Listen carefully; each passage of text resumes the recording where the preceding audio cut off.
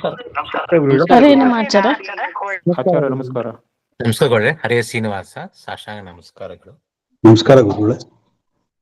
ನಮಸ್ಕಾರ ಗುರುಗಳೇ.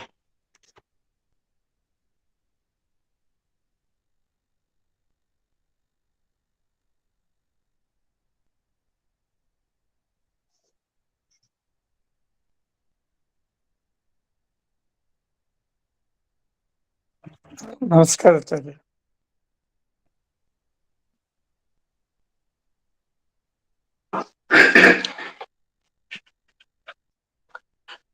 ಸುಮತಿಭಿರನುಮೇಜಂ ಶುಭ್ರಕಾಯಂ ಸಖಾಯಂ ಸುಖಮಜಮನಪಾಜಂ ಮುಕ್ತ್ಯುಪಾಜಂ ವಿಮಾಜಂ ದ್ರಹಜಮಹಮಮೇಜಂ ಧ್ಯೇಜಮಾಂನಾ ಜಗೇಜಂ ಸದಜಮ ಸದಜೇಜಂ ಶ್ರೀಸಹಾಯಂ ಭಜೇಯಂ Can you start around in 20 minutes? ಅಂಜನಾಸೂನು ಸಾನ್ನಿಧ್ಯಾತ್ ವಿಜಯೇನ ವಿರಾಜಿತಂ Look at you. Ajit ಪ್ರೀತಿ ಜನಕಂ ಭಜೇಹಂ ವಿಜಯಧ್ವಜಂ ತಪಸ್ವಾಧ್ಯಾಯ ಶುಶ್ರೂಷಾ ಕೃಷ್ಣ ಪೂಜಾರತಂ ಮುನಿಂ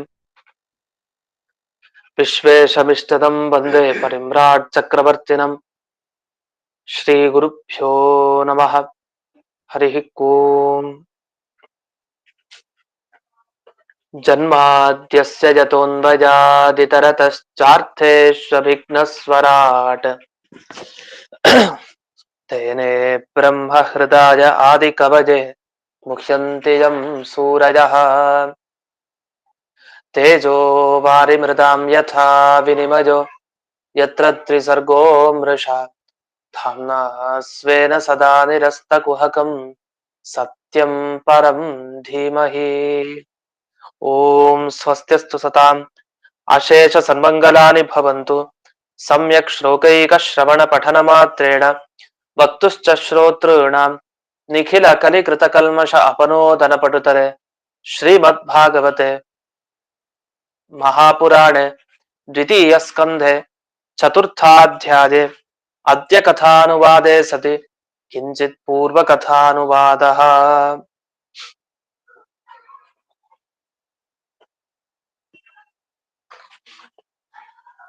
ಇದುವರೆಗೆ ಯಾವ ಪ್ರಶ್ನೆಯನ್ನ ಕೇಳಿದ್ರು ಅಂತ ಆ ಪ್ರಶ್ನೆಯ ವಿವರಣೆ ಹಿಂದೆ ಬಂದಿದೆ. ಈಗ ಮುಂದುವರಿಸ್ತಾ ಹೋಗ್ತಾರೆ. ಪರೀಕ್ಷಿತ್ ರಾಜನ ಪ್ರಶ್ನೆಗಳೇನು ಅಂತ ನೋಡ್ತಾ ಇದ್ದೀವಿ. 8ನೇ ಶ್ಲೋಕ. ನೂನಂ ಭಗವತೋ ಬ್ರಹ್ಮನ್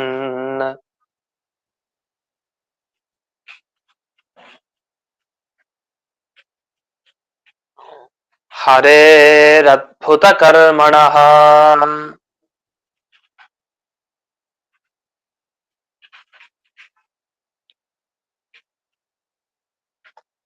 ದುರ್ವಿಭಾವ್ಯಮಿವಾ ಭಾತಿ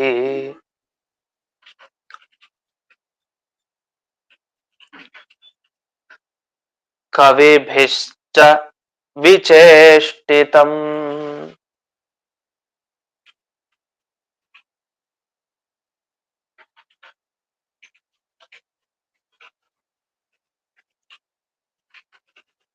ಈ ಶ್ಲೋಕ ಹೊರಡೋ ಮುಂಚೆ 2 ರೀತಿ ಪ್ರಶ್ನೆ ಮಾಡ್ತಾರೆ ಈ ಟಿಪ್ಪಣಿಗಳಲ್ಲಿ. ಯಾಕೆ ಈ ಶ್ಲೋಕ ಹೇಳಿದ್ರು ಅಂದ್ರೆ, ದೇವರ ಬಗ್ಗೆ ತಿಳಿಯೋದು ತುಂಬಾ ಸುಲಭ, ಅದರಲ್ಲೇನು ಹೇಳೋದಿದೆ ಅಂತ ಭಾವಿಸ್ಬೇಡಿ.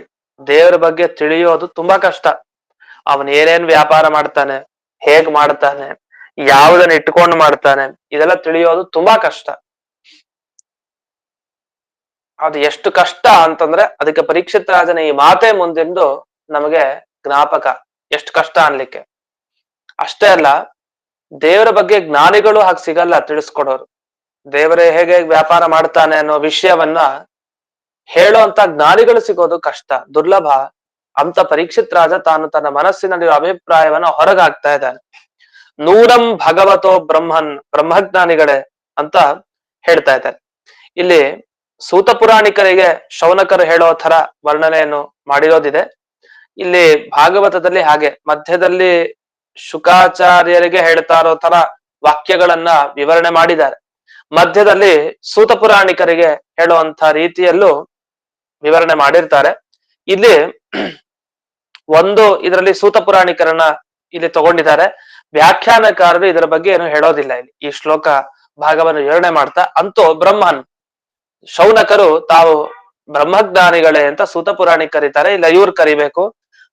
ಹರೇರ್ ಅದ್ಭುತ ಕರ್ಮಣಃ ನೂನಂ, ಭಗವಂತನ ಒಂದೊಂದು ಕರ್ಮ ಕೆಲಸ ಅದು ಭಾರಿ ಅದ್ಭುತ, ಅದು ದುರ್ವಿಭಾವ್ಯ.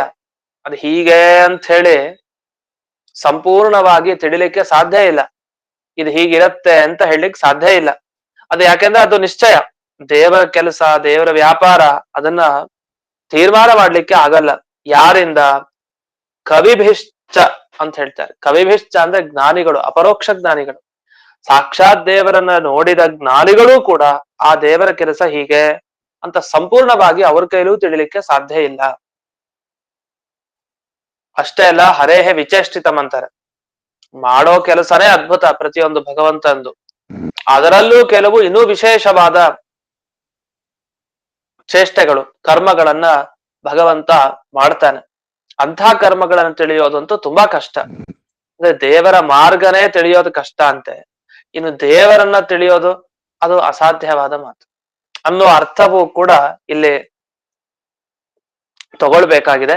ಹೀಗೆ ಚೆನ್ನಾಗಿ ಭಗವಂತನ ಬಗ್ಗೆ ತಿಳಿಬೇಕು ಅಷ್ಟೆ ಅಂತ ಇದು ಈ ಕಾರಣಕ್ಕೋಸ್ಕರ ಈ ಪ್ರಶ್ನೆ ಮಾಡೋದ್ ಸರಿ ಇಲ್ಲ ಅಂತ ಹೇಳುವಂಗಿಲ್ಲ. ಶೌನಕರಾಗ್ಲಿ ಸೂತ ಪುರಾಣಿಕರ ಬಳಿ ಪ್ರಶ್ನೆ ಮಾಡಿದ್ದು, ಪರೀಕ್ಷಿತರಾಗ್ಲಿ ಶುಕಾಚಾರ್ಯ ಬಳಿ ಪ್ರಶ್ನೆ ಮಾಡಿದ್ದು ತುಂಬಾ ಸರಿಯಾದ ಪ್ರಶ್ನೆ. ಇದು ಪ್ರಶ್ನೆ ಏನು ಸಾಮಾನ್ಯವಾದ ಪ್ರಶ್ನೆ ಅಲ್ಲ ಇದು ಅಂತ ಇಷ್ಟಾಗಿ ಮತ್ತೆ ಇನ್ನು ಮುಂದುವರಿಸ್ತಾರೆ. ಮತ್ತೇನ್ ಕೇಳ್ತಾರೆ ಅಂತಂದ್ರೆ 9ನೇ ಶ್ಲೋಕದಲ್ಲಿ ತಿಳಿಸ್ತಾರೆ. ಯಥಾ ಗುಣಾಂಸ್ತು ಪ್ರಕೃತೆ ಯುಗಪತ್ ಕ್ರಮಶೋಪಿ ವಾ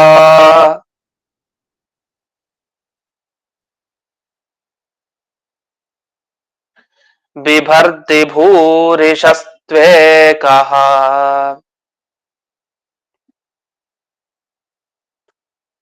ಕುರ್ವನ್ ಕರ್ಮಾಣಿ ಜನ್ಮಭಿಃ.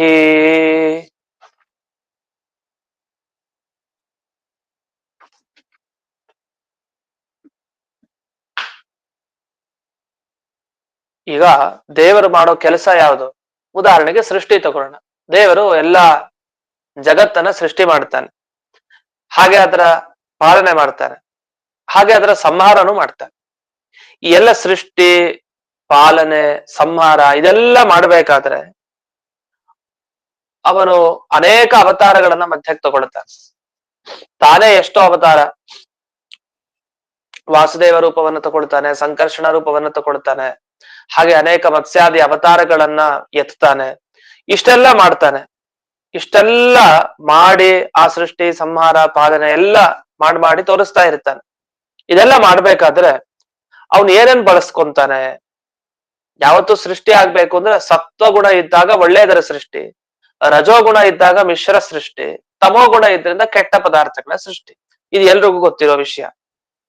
ಇಲ್ಲಿ ಪ್ರಶ್ನೆ ಮಾಡೋದೇನಂದ್ರೆ, ಇವರು ಒಟ್ಟಿಗೆ ಸತ್ವ, ರಜೋ, ತಮೋ ಗುಣಗಳನ್ನ ತಗೊಂಡು ಸೃಷ್ಟಿ ಮಾಡ್ತಾನ, ಅಥವಾ ಕ್ರಮವಾಗಿ ಮೊದಲು ಸತ್ವ, ಆಮೇಲೆ ರಜೋಗುಣ, ಆಮೇಲೆ ತಮೋ ಗುಣ, ಹೀಗೆ ಕ್ರಮವಾಗಿ ಅದನ್ನ ತಗೊಂಡು ಸೃಷ್ಟಿ ಮಾಡ್ತಾನ, ಹೇಗೆ ಅಂತ ಇದು ಒಂದು ಪ್ರಶ್ನೆ. ಆದ್ರಿಂದ ಯಥಾ ಗುಣಾಂಸ್ತು ಪ್ರಕೃತೆ, ಪ್ರಕೃತಿಯ ಗುಣಗಳು ಯಾವ್ದಿದೆ ಅದನ್ನ ಯುಗಪತ್ ಕ್ರಮಶೋವಾಪಿ, ಯುಗಪತ್ ಒಟ್ಟಿಗೆನ ಕ್ರಮವಾಗಿ ತಗೊಳ್ತಾನ. ಆದ್ರಿಂದ ಆ ಗುಣಗಳನ್ನ ಧರಿಸೋದು ಹೇಗೆ ದೇವರು ಸೃಷ್ಟಿ ಮಾಡ್ಬೇಕಾದ್ರೆ ಅಂತ ಇದೊಂದು ಪ್ರಶ್ನೆಯನ್ನ ಮುಂದಕ್ಕಿಟ್ರು. ಇದು ಯಾಕೆ ಅಂದ್ರೆ ಇಲ್ಲಿ ತಿಳಿಸ್ತಾರ ಅದರ ಅಭಿಪ್ರಾಯವನ್ನ.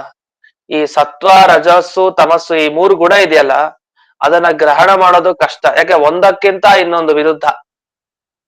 ಇದು ಸತ್ವಗುಣ ಹತ್ರಕ್ ಬಂದ್ರೆ ತಮೋಗುಣ ಹತ್ರಕ್ ಬರಲ್ಲ, ದೂರ ಓಡೋಗುತ್ತೆ. ತಮೋಗುಣ ಬಂದ್ರೆ ಸತ್ವಗುಣ ಓಡೋಗ್ಬಿಡುತ್ತೆ. ಈ 3 ಗುಣವನ್ನ ಧರಿಸೋದೇ ಕಷ್ಟ. ಒಂದ್ ಕಡೆ ಹಿಡಿದಿಡ್ಕೊಳ್ಳೋದೇ ಕಷ್ಟ. 3 ಕಪ್ಪೆಗಳ ತರ, ಒಂದು ಬಂದ್ರೆ ಇನ್ನೊಂದು ಬರಲ್ಲ, ಎಗರ್ಕೊಂಡು ಹೋಗ್ತಾ ಇರುತ್ತೆ. ಇದನ್ನ ಹಿಡಿದುಕೊಂಡು ಭಗವಂತ ಅದನ್ನ ಧರಿಸಿ ಆ 3 ಗುಣಗಳನ್ನ ಸೃಷ್ಟಿ ಮಾಡಿದ್ ಹೇಗೆ, ಸಂಹಾರ ಮಾಡಿದ್ ಹೇಗೆ, ಪಾಲನೆ ಮಾಡಿದ್ ಹೇಗೆ, ಎಷ್ಟು ವ್ಯಾಪಾರಗಳನ್ನ ನಡೆಸಿದಾನೆ, ಇದೆಲ್ಲ ಹೇಗ್ ಸಾಧ್ಯ ಆಯ್ತು? ಅದರಿಂದ ಈ ಸತ್ವಾದಿ ಗುಣಗಳನ್ನ ಧಾರಣೆ ಮಾಡಿದ್ ಹೇಗೆ? ಒಂದೊಂದೇ ಗುಣ ಧರಿಸಿ ಆಮೇಲೆ ಹಿಡ್ಕೊಂಡ ಮತ್ತೊಂದು ಗುಣಗಳನ್ನ, ಅಥವಾ ಒಟ್ಟಿಗೆ 3 ಗುಣಗಳನ್ನ ಧರಿಸಿದ್ನ ಅಂತ ಇದು ಒಂದು ಪ್ರಶ್ನೆ.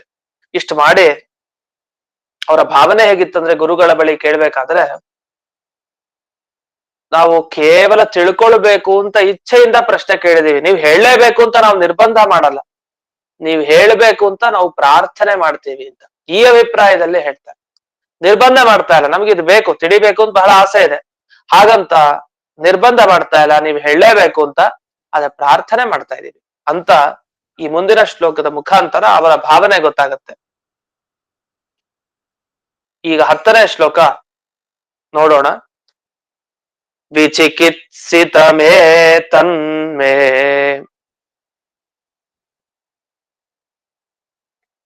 ಬ್ರವೀತು ಭಗವಾನ್ ಯಥಾ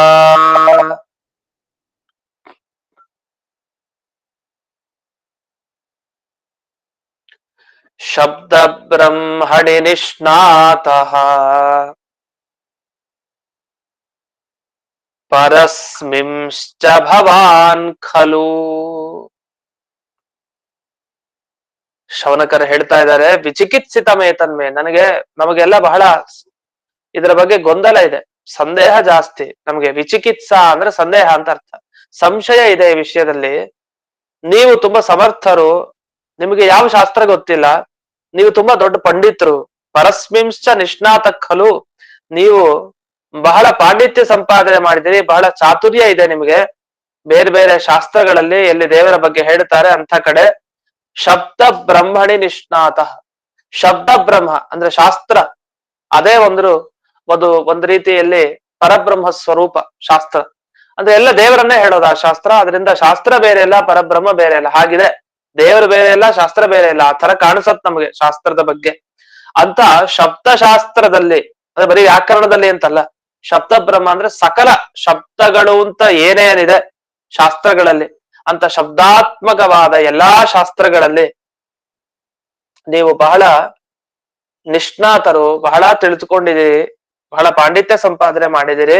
ಹಾಗಾಗಿ ಯಥಾ ಭಗವಾನ್ ಬ್ರವೀತು, ಪೂಜ್ಯರಾದ ನೀವು ನಮಗೆ ಏನ್ ತಿಳಿಸ್ಬೇಕು, ಶಾಸ್ತ್ರದಲ್ಲಿ ಹೇಗಿದೆಯೋ ಹಾಗೆ ತಿಳಿಸಿ.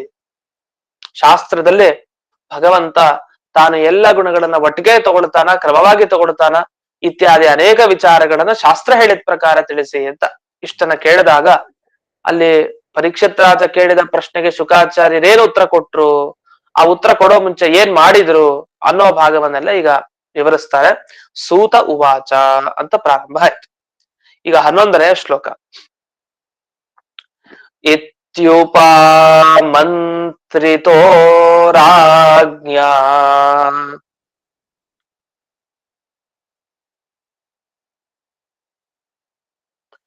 ಗುಣಾನುಕಥನೆ ವಿಭೋಃ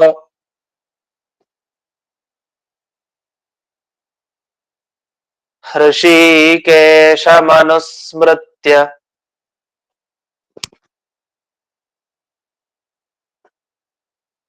ಪ್ರತಿವಕ್ತುಂ ಪ್ರಚಕ್ರಮೇ.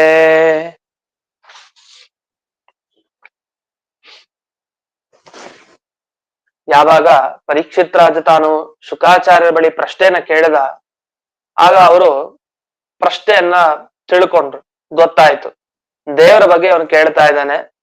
ಆ ಸರ್ವ ಸಮರ್ಥನಾದ ವಿಭು, ಸಮರ್ಥನಾದ ಆ ಭಗವಂತನ ಕಥೆಗಳನ್ನ ಕೇಳಬೇಕು, ಅವನ ಗುಣ ಕೇಳಬೇಕು ಅಂತ ಇವನಿಗೆ ಆಸೆ ಇದೆ, ಗೊತ್ತಾಯ್ತು.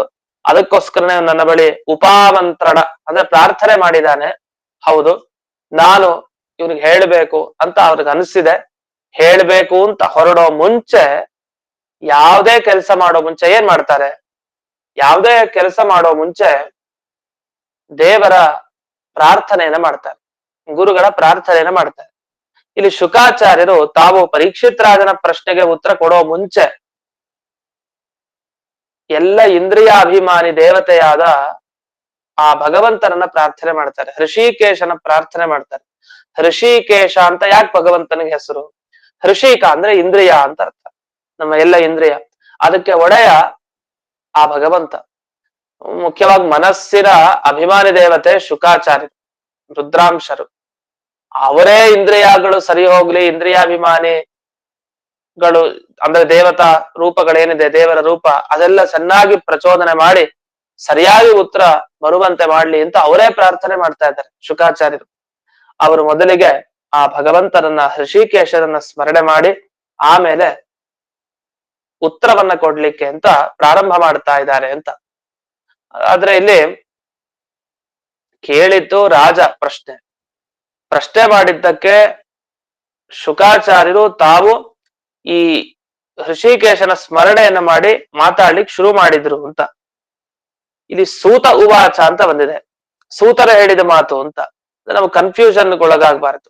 ಇಲ್ಲಿ PDF ನಲ್ಲಿ ಕನ್ನಡ ಅರ್ಥದಲ್ಲಿ ಪ್ರತಿವಕ್ತುಂ ಪ್ರಚಕ್ರಮೆ ಅಂತಿದೆ. ಶೌನಕರ ಮಾತಿಗೆ ಉತ್ತರ ಕೊಡ್ಲಿಕ್ಕೆ ಅಂತ, ಶೌನಕರ ಮಾತಿಗೆ ಅಲ್ಲ ಅದು. ಅದು ಶುಕಾಚಾರ್ಯರು ತಾವು ಪರೀಕ್ಷಿತ್ ರಾಜನ ಮಾತಿಗೆ ಉತ್ತರ ಕೊಡುವ ಮುಂಚೆ ಅಲ್ಲಿ ಸ್ಮರಣೆ ಮಾಡಿದ್ರು ಅಂತ ಅಷ್ಟನ್ನ ಹೇಳಿದ್ದಾರೆ. ಅದರಿಂದ ಅಲ್ಲಿ ಆ ರೀತಿ ಅರ್ಥ ತಗೊಳ್ಬೇಕು. ಏನು ಪ್ರಾರಂಭ ಮಾಡಿದ್ರು ಅಂದ್ರೆ ಭಾಗವತ ಸಂಹಿತ, ಈಗ ಬಂತು ನೋಡಿ, ಭಾಗವತ ಪುರಾಣ ಹೇಳಲಿಕ್ಕೆ ಪ್ರಾರಂಭ ಮಾಡಿದ್ರು ಅಂತ. ಮತ್ ಹಾಗಾದ್ರೆ ಯಾವಾಗ ಶುರುವಾಯ್ತಿದು? ಈಗ ಭಾಗವತ ಸಂಹಿತೆ ಹೇಳಲಿಕ್ಕೆ ಶುರು ಮಾಡ್ತಾರೆ. ನಿಜವಾಗಿ ಭಾಗವತದ ವಿಷಯ ಹೇಳುವ ಮುಂಚೆ ಮೊದಲಿಗೆ ಮಂಗಳಾಚರಣೆ ಮಾಡ್ತಾರೆ. ಹಾಗಾದ್ರೆ ಇಲ್ಲಿಂದ ಮುಂದಕ್ಕೆ ನಮಗೆ ಭಾಗವತದ ಪ್ರಮುಖ ವಿಷಯ ಏನಿದೆ, ಶುಕಾಚಾರ್ಯರು ನೇರವಾಗಿ ಉಪದೇಶ ಕೊಟ್ಟ ವಿಷಯ, ಅದನ್ನ ಪ್ರಾರಂಭ ಮಾಡ್ತಾ ಇದ್ದಾರೆ ಶುಕಾಚಾರ್ಯರು.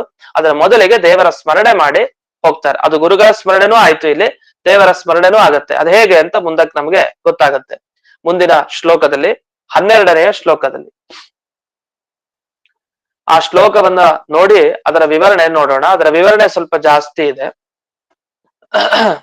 ಒಟ್ಟು 13 ಶ್ಲೋಕ ಅಂತ ಹೇಳ್ತಾರೆ. 13 ಶ್ಲೋಕ.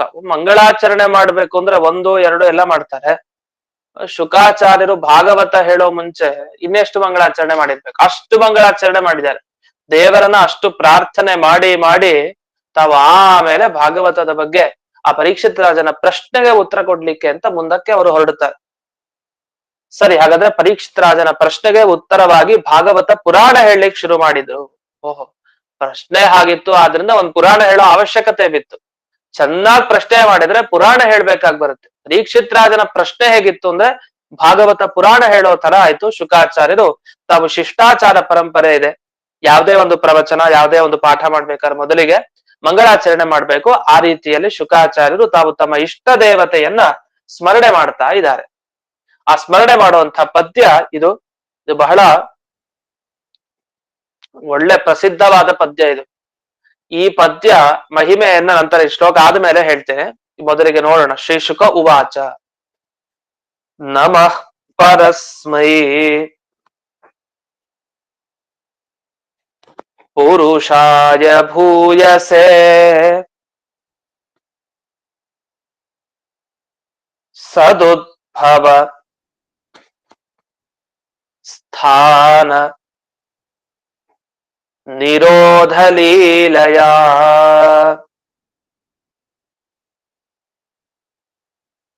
ಗೃಹೀತ ಶಕ್ತಿ ತ್ರಿತಯಾಯ ದೇಹಿನಾಂ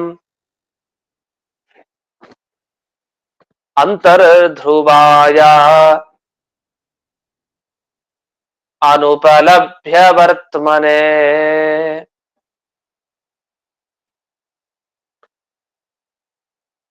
ಈ ಶ್ಲೋಕ ನಾವು ಎಲ್ಲಿ ಕೇಳಿರ್ತೀವಿ ಅಂದ್ರೆ, ಇದು ಭಾಗವತದ್ದೇ ಶ್ಲೋಕ ನಿಜ. ಶುಕಾಚಾರ್ಯರು ತಾವು ಮಂಗಳಾಚರಣೆ ಮಾಡ್ಬೇಕಾದ್ರೆ ಇದ್ರ ಮಾಡಿ ಮುಂದೆ ಭಾಗವತ ಇನ್ನೊಂದಿಷ್ಟು ಶ್ಲೋಕ ಹೇಳಿ ಆಮೇಲೆ ಶುರು ಮಾಡ್ತಾರೆ.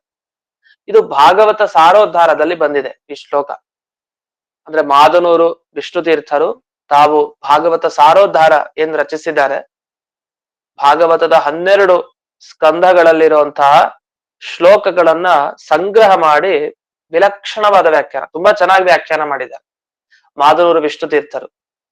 ಒಂದು 360, 83 ಈ ತರ ಆಸುಪಾಸ್ 400 ಒಳಗಡೆ ಇಷ್ಟು ಶ್ಲೋಕಗಳಲ್ಲಿ ಅವರು ಭಾಗವತದ ಸಾರ, ನಿಜವಾಗಿ ಭಾಗವತ ಏನ್ ಹೇಳಲಿಕ್ಕೆ ಹೊರಟಿದೆ ಅದು ತುಂಬಾ ಕಷ್ಟ ಹಾಗೆ ಹೇಳೋದು. ಇಡೀ ಭಾಗವತ 12 ಸ್ಕಂದದ ಅಭಿಪ್ರಾಯ ಮುಖ್ಯವಾಗಿ ಆ ದೃಷ್ಟಿ ಇರೋದು ಇಷ್ಟು ಶ್ಲೋಕಗಳಿಂದ ಭಾಗವತ ಧರ್ಮ ಹೇಳಲಿಕ್ಕೆ ಅಂತ ಅಲ್ಲಿ ಮಾದನೂರು ವಿಷ್ಣು ತೀರ್ಥರು ತುಂಬಾ ಸೊಗಸಾಗಿ ನಿರೂಪಣೆ ಮಾಡ್ತಾರೆ. ಅವ್ರ 12 ಸ್ಕಂದವನ್ನ ಎಷ್ಟು ಬಾರಿ ಅವಲೋಕನ ಮಾಡಿರ್ತಾರೆ ಯಾರು? ಮಾದನೂರು ವಿಷ್ಣು ತೀರ್ಥರು, ಮಹಾಜ್ಞಾನಿಗಳು. ಅಷ್ಟು ಹಲವು ಬಾರಿ ನೋಡಿ ನೋಡಿ ಅದನ್ನೆಲ್ಲ ವಿಚಾರ ಮಾಡಿ ಮಾಡಿ ಈ ವಿಷಯವನ್ನ ಹೇಳ್ತಾ ಇರ್ತೀನಿ ಸಾಮಾನ್ಯ ಉಪನ್ಯಾಸದಲ್ಲಿ, ಹಾಗಾಗಿ ನೆನಪಿಸ್ತಾ ಇದ್ದೀನಿ. ಅಷ್ಟು ಅವರು ವಿಚಾರ ಮಾಡಿ 12 ಸ್ಕಂದ ಭಾಗವತ ಇರೋ ಶ್ಲೋಕಗಳನ್ನ ವಿಚಾರ ಮಾಡಿ ಅವ್ರು ಮೊದಲಿಗೆ ತಮ್ಮ ಭಾಗವತ ಸಾರೋದ್ಧಾರದ ಮೊದಲಿಗೆ ಹೇಳೋ ಶ್ಲೋಕ ಯಾವುದು? ಅದು ಜನ್ಮಾದ್ಯಸ್ಯ ಯತಃ ಅಂತ ಹೇಳಲಿಲ್ಲ, ಜನ್ಮಾದ್ಯಸ್ಯ ಯತೋನ್ವಯಾತ್ ಅದ್ ಹೇಳಲಿಲ್ಲ, ಅಥವಾ ಇನ್ನೊಂದು ಯಸ್ವಾನುಭಾವಮಖಿಲಂ ಅಂತ ಇನ್ಯಾವುದು ಅವ್ರು ಹೇಳಲಿಲ್ಲ. ಹೇಳಿದ ಶ್ಲೋಕ ಯಾವುದು ಅಂದ್ರೆ ಇದೇ ಶ್ಲೋಕ, ನಮಃ ಪರಸ್ಮೈ ಪುರುಷಾಯ ಭೂಜಸೆ, ಈ ಶ್ಲೋಕ. ಹಾಗಾದ್ರೆ ಮೊದಲನೇ ಸ್ಕಂದದಲ್ಲಿ ಬರುವಂತ ಯಾವುದೇ ಶ್ಲೋಕವನ್ನು ಮೊದಲಿಗೆ ಆರಿಸ್ಕೊಳ್ಳಿಲ್ಲ ಯಾರು? ಮಾಧುರ ವಿಷ್ಣು ತೀರ್ಥರು. ಈ 2ನೇ ಸ್ಕಂದದಲ್ಲಿ ಬರೋ, ಅದು ಈಗ 4ನೇ ಅಧ್ಯಾಯದಲ್ಲಿ ಇದೀವಿ ನಾವು, 4ನೇ ಅಧ್ಯಾಯದ ಈ 12ನೇ ಶ್ಲೋಕ ನಮಃ ಪರಸ್ಮೈ ಪುರುಷಾಯ ಅನ್ನೋ ಶ್ಲೋಕ ಏನಿದೆಯಲ್ಲ, ಈ ಶ್ಲೋಕವನ್ನು ಅವರು ತಮ್ಮ ಭಾಗವತ ಸಾರೋದ್ಧಾರ ಕೃತಿಯ ಮೊದಲಿಗೆ ಅವರು ಆರಿಸ್ಕೊಂಡು ಅದಕ್ಕೆ ವಿವರಣೆ ಮಾಡ್ತಾರೆ. ಇದಕ್ಕೆ 2 ಉದ್ದೇಶ ಇದೆ. ಒಂದು, ಬಿಂಬರೂಪಿ ಪರಮಾತ್ಮನ ಅನುಗ್ರಹ ಆಗೋದು ಮುಖ್ಯ, ಅದು ಇದ್ದೇ ಇದೆ. ಅದು ಅಂತರ್ಧ್ರುವಾಯ ಅನುಪಲಭ್ಯ ವರ್ತಮನೆ ಅಂತ ಇಲ್ಲಿ ಹೇಳಿದ್ದಾರೆ.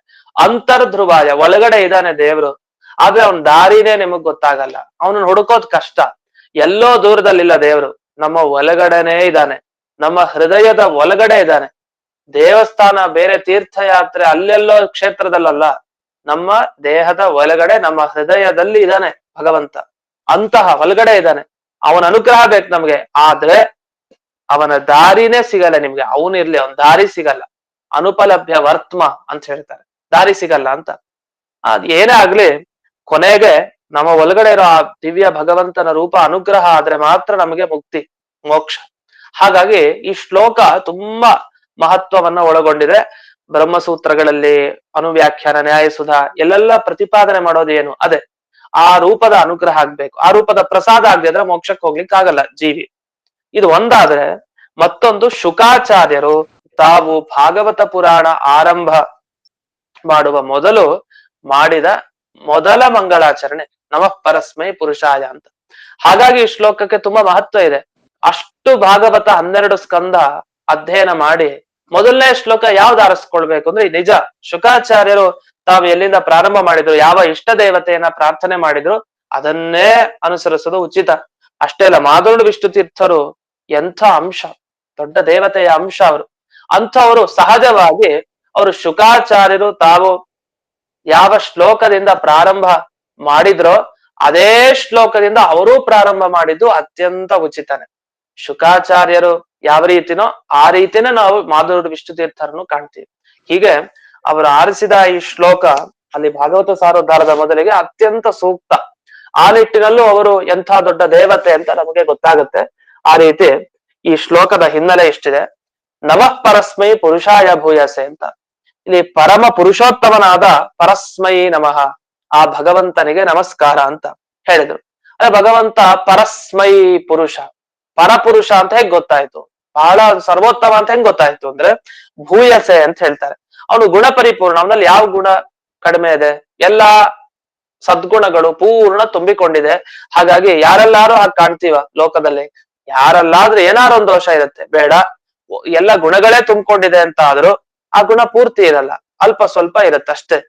ಅದರಿಂದ ಸಕಲ ಸದ್ಗುಣಗಳಿಂದ ತುಂಬಿರುವಂತ ಒಬ್ಬ ಪರಪುರುಷೋತ್ತಮ ಅವನು ಯಾರು ಸಿಗೋದಿಲ್ಲ. ಅವನು ಎಂಥವನು ಅವನ ಲಕ್ಷಣ ಅಂದ್ರೆ, ಸದುದ್ಭವ ಸ್ಥಾನ ನಿರೋಧ ಲೀಲೆಯ. ಅವನಿಗೆಲ್ಲ ಲೀಲೆ ಅಂತ ಇದು ಏನು? ಸತ್ ಅಂದ್ರೆ ಸತ್ಯವಾದ ಜಗತ್ತು, ಜಗತ್ತನ್ನ ಸತ್ಯ ಅಂತ ಒಪ್ಬೇಕು, ಅದು ಸುಳ್ಳಲ್ಲ ಜಗತ್ತು. ಸತ್ಯವಾದ ಜಗತ್ತಿನ ಉದ್ಭವ, ಸ್ಥಾನ, ನಿರೋಧ. ಉದ್ಭವ ಅಂದ್ರೆ ಹುಟ್ಟು, ಸ್ಥಾನ ಅಂದ್ರೆ ಪಾಲನೆ, ನಿರೋಧ ಅಂದ್ರೆ ಸಂಹಾರ. ಹೀಗೆ ಮೂರನ್ನು ಲೀಲೆಯಿಂದ ಮಾಡ್ತಾನೆ. ಅದಕ್ಕೇನ್ ಮಾಡ್ತಾನ ಅವನು? 3 ಶಕ್ತಿ ತಗೊಳ್ತಾನೆ. ಗೃಹೀತ ಶಕ್ತಿ ತ್ರಿತಯಾಯ ಅಂತ ಹೇಳ್ತಾನೆ. ಯಾವ್ದದು 3 ಶಕ್ತಿಗಳು ಅಂದ್ರೆ, ಸತ್ವಗುಣ, ರಜೋಗುಣ, ತಮೋಗುಣ, ಅವನ ಮಾಯಾಶಕ್ತಿ. ಆ 3 ಗುಣಗಳ ಅಂದ್ರೆ ಅದಲ್ಲ. ಇಲ್ಲಿ ಹೇಳ್ತಾ ಇರೋದು ಯಾವುದರ ಬಗ್ಗೆ ಅಂದ್ರೆ, ಅವನ ಇಚ್ಛಾ, ಅವನ ಜ್ಞಾನ, ಅವನ ಕ್ರಿಯೆ. ಜ್ಞಾನ, ಇಚ್ಛಾ, ಕ್ರಿಯೆ. ನೀವ್ ಯಾವ್ದೇ ಕೆಲಸ ಮಾಡ್ಬೇಕಾದ್ರು ಭಾಗವತ ಕೇಳ್ಬೇಕು ಅಂತ ಮೊದಲು ಜ್ಞಾನ ಬಂದಿರ್ಬೇಕು. ಅಂದ್ರೆ ಭಾಗವತ ಕೇಳಿದ್ರೆ ಎಂತಿಂತ ಫಲ ಸಿಗತ್ತೆ, ಆದ್ರಿಂದ ಇಷ್ಟ ಸಾಧನತ ಜ್ಞಾನ, ಇದರಿಂದ ನಮಗೆ ಇಷ್ಟವಾದ ಫಲ ಸಿಗತ್ತೆ ಅಂತ ಜ್ಞಾನ ಬಂತು. ಆಮೇಲೆ ನಾನು ಕೇಳ್ತೀನಿ ಅಂತ ಇಚ್ಛೆ ಪಡ್ಬೇಕು, ಆಮೇಲೆ ಅದಕ್ಕೆ ಪ್ರಯತ್ನನೂ ಪಡ್ಬೇಕು. ಯಾವ್ದೇ ಕೆಲಸ, ಊಟಕ್ಕೆ ಕೂತಿರ್ತೀವಿ, ಭೋಜನದ ಜ್ಞಾನ, ಅಡುಗೆ ಆಗಿದೆ ಅಂತ ಜ್ಞಾನ ಬಂತು. ಆಮೇಲೆ ನಾವು ತಿನ್ಬೇಕು ಅಂತ ಇಚ್ಛೆ ಪಟ್ಟೆ, ಎಲೆ ಮೇಲೆ ಹಾಕೊಂಡು ಪ್ರಯತ್ನ ಪಟ್ಟು ಅದನ್ನ ಒಳಗ್ ಹಾಕೊಂಡೆ. ಹಾಗಾದ್ರೆ ಇಚ್ಛಾ, ಜ್ಞಾನ, ಪ್ರಯತ್ನ ಇದೆಲ್ಲ ಬೇಕು. ಇದೆಲ್ಲ ಏನಿದೆ ಭಗವಂತನಿಗೆ ಇದು ನಿತ್ಯ ಶಕ್ತಿ, ಅವನಿಗೆ ಯಾವಾಗ್ಲೂ ಇರತ್ತಿದು ಭಗವಂತನಲ್ಲಿ. ಇಚ್ಛಾ ಜ್ಞಾನಂ ಕ್ರಿಯಾಚೇತಿ ನಿತ್ಯ ಶಕ್ತಯ ಈಶಿತುಹು. ದೇವರ ಶಕ್ತಿಗಳು ಈ ಮೂರಿಂದ ಭಗವಂತ ಈ ಜಗತ್ತಿನ ಸಮಗ್ರ ಸತ್ಯಜವಾದ ಜಗತ್ತಿನ ಸೃಷ್ಟಿ ಸ್ಥಿತಿ ಸಂಹಾರಗಳನ್ನ ಮಾಡಿದ. ದೇಹಿನಾಮಂತಹ, ಆದ್ರೆ ಇಂಥ ಭಗವಂತನ ಹುಡುಕ್ಲಿಕ್ಕೆ ಎಲ್ಲೆಲ್ಲೋ ಹೋಗ್ಬೇಡಿ. ಅಂತರ್ಧ್ರುವಾಯ, ಆದ್ರೆ ಅನುಪಲಭ್ಯ ವರ್ತಮನೆ. ಒಳಗಡೆ ಇದ್ದಾನೆ, ಆದ್ರೆ ಅವನ ದಾರಿನೂ ನಿಮ್ಗೆ ಸಿಗಲ್ಲ, ಅಷ್ಟು ಅವನು ಸೂಕ್ಷ್ಮ. ಜ್ಞಾನಿಗಳೆಲ್ಲ ಹುಡುಕ್ತಾ ಇದ್ದಾರೆ ಎಲ್ಲಿ ಅವನು ಹೋಗಿದ್ದಾನೆ, ಅವನು ಹುಡುಕ್ಬೇಕು ಅಂತ, ಆದ್ರೆ ಅವನ ದಾರಿ ಮಾತ್ರ ಸಿಗಲ್ಲ. ಅದು ಒಳಗಡೆನೆ ಇರ್ತಾನೆ, ನಮ್ ಜೊತೆಗೇನೆ ಇರ್ತಾನೆ, ಆದ್ರೆ ಅವನು ಮಾತ್ರ ಸಿಗಲ್ಲ. ಯಾಕೆ ಆ ರೀತಿ ಸಿಗಲ್ಲ ಜೊತೆಗಿದ್ಮೇಲೆ ಅಂತ ಅನಿಸ್ಬೋದು ನಮ್ಗೆ ಜೀವನೇ ಕಣ್ಣಕ್ ಕಾಣಿಸಲ್ಲ, ಮತ್ತೊಬ್ಬ ಜೀವ ನಮ್ ಪಕ್ಕಕ್ಕೆ ಓಡಾಡ್ತಾ ಇರ್ತಾರೆ, ಅವ್ರ ಒಳಗಡೆ ಇದ್ದ ಜೀವನೇ ನಮಗ್ ಕಣ್ಣಕ್ ಕಾಣಿಸ್ತಾ ಇಲ್ಲ. ಅದ್ಯಾಕೆ? ನಮ್ಗೆ ನಮ್ ಬಗ್ಗೆನೆ ಪ್ರತ್ಯಕ್ಷ ಇಲ್ಲ, ಗೊತ್ತಾಗ್ತಾ ಇಲ್ಲ. ನಮ್ಗೆ ನಾನು ಅಂತ ಗೊತ್ತಾಗ್ತಾ ಇದೆ ಒಂದು ಬಿಟ್ರೆ ನಾವು ನೋಡ್ಕೊಳ್ಳಿಕ್ಕೆ ಏನ್ ಸಾಧ್ಯ ಇಲ್ಲ. ಬೇರೆ ಜೀವನ ನೋಡ್ಕೊಳ್ಳಿಕ್ ಸಾಧ್ಯನಾ? ಅದು ಕೂಡ ಸಾಧ್ಯ ಇಲ್ಲ. ಇನ್ ಪರಮಾತ್ಮನಂತೂ ದೂರ, ತುಂಬಾ ದೂರ. ಅಂತ ಪರಮಾತ್ಮ ಅವ್ಯಕ್ತ ಸ್ವಭಾವ ಅಂತ ಕರೀತಾರೆ. ಇದು ಕೂಡ ಸುಧಾದ ವಿವರಣೆಯಲ್ಲಿ ಬಂತು. ದೇವರ ಹೇಗ್ ಭಕ್ತರಿಗೆ ಕಾಣ್ತಾನೆ, ಅವನ ಸ್ವಭಾವನೆ ಅವ್ಯಕ್ತ ಅಲ್ವಾ ಅಂತ. ಓಂ ತದ್ ಅವ್ಯಕ್ತ ಮಾಹಿ ಓಂ ಅಂತ ಬ್ರಹ್ಮಸೂತ್ರದಲ್ಲಿ ಇದೇ ವಿಚಾರ ಬಂತು. ಅದಕ್ಕೆ ಅದೇ ಉತ್ತರ ಕೊಟ್ಟಿದ್ದಾರೆ ಇಲ್ಲಿ ಭಾಗವತದ ಈ ಸಂದರ್ಭದಲ್ಲಿ. ಅಲ್ಲಿ ಪಾಠದಲ್ಲಿ ಉಭಯ ವ್ಯಪದೇಶಾಧಿಕರಣ ಅಂತ ಒಂದು ಬಂತು, ಅಹಿಕುಂಡಲಾಧಿಕರಣ ಅಂತ. ಅದರ ಮುಂಚೆ ಈ ಅವ್ಯಕ್ತಾಧಿಕರಣ ಅಂತ ಒಂದು ಬಂತು ಇಲ್ಲಿ ಸುಧಾದಲ್ಲಿ. ಆ ಅವ್ಯಕ್ತಾಧಿಕರಣದಲ್ಲಿ ಇದೇ ವಿಷಯ ಹೇಳೋದು. ದೇವರು ಕಾಣಿಸೋದೇ ಇಲ್ಲ ಅಂದ್ಮೇಲೆ ನಮ್ಮ ಸಾಧನೆ ಎಲ್ಲ ವ್ಯರ್ಥ. ಯಾಕೆ ಈ ಭಕ್ತಿ, ವೈರಾಗ್ಯ, ಧ್ಯಾನ ಎಲ್ಲ ಸಂಪಾದನೆ ಮಾಡ್ಬೇಕು ಅಂತ ಯಾಕೆ ಹೇಳ್ತೀರಿ? ಅವ್ನ ಸ್ವಭಾವನೆ ಅವ್ಯಕ್ತ, ಅವ್ನ್ ವ್ಯಕ್ತನೇ ಆಗಲ್ಲ. ಅವ್ನ್ ತೋರಿಸ್ಕೊಳ್ಳೋದೇ ಇಲ್ಲ ರೂಪ ಅಂತಂದ್ರೆ. ಇಲ್ಲ ಅವ್ನು ನಿಜವಾಗಿ ಅವನು ತೋರಿಸ್ಕೊಳ್ದೇ ಇರೋಂತ ಸ್ವಭಾವನೆ ಅವನು. ಆದ್ರೆ ಭಕ್ತಾನುಕಂಪೆ, ಅವನು ಭಕ್ತರ ಮೇಲೆ ಒಂದು ಕಾರುಣ್ಯ ತಾನು ಮಾಡಿ ತಾನು ತೋರಿಸ್ಕೊಳ್ಳುವಂತೆ ಮಾಡ್ಕೊಳ್ತಾನೆ ಅಷ್ಟೇ ಹೊರತು ವಾಸ್ತವಿಕವಾಗಿ ಅವನ ಸ್ವಭಾವ ಅವ್ಯಕ್ತ ಸ್ವಭಾವನೆ ಅಂತ. ಹೀಗೆ ಇಷ್ಟೆಲ್ಲ ಅವನ ಸ್ವಭಾವ ಇದ್ರೂ ಅವನು ತಾನು ಬೇರೆಯವ್ರ ಮೇಲೆ ಕೃಪೆಯಿಂದ ಅನುಗ್ರಹವನ್ನಷ್ಟೇ ಮಾಡೋದು ಅಂತ. ಇಲ್ಲಿಗೆ ಈ ಶ್ಲೋಕದ ಅರ್ಥವನ್ನ ನೋಡಿದ್ವಿ. ಇನ್ನೂ ಅರ್ಥಗಳಿದೆ, ಅದೇನು ಅಂತ ನಾಳೆ ದಿವಸ ನೋಡೋಣ ಅಂತ ಹೇಳ್ತಾ ಇಂದಿನ ಪಾಠವನ್ನ ಅಸ್ಮತ್ ಗುರುವಂತರ್ಗತ ವ್ಯಾಸತೀರ್ಥ ಗುರುವಂತರ್ಗತ ಭಾರತೀಯ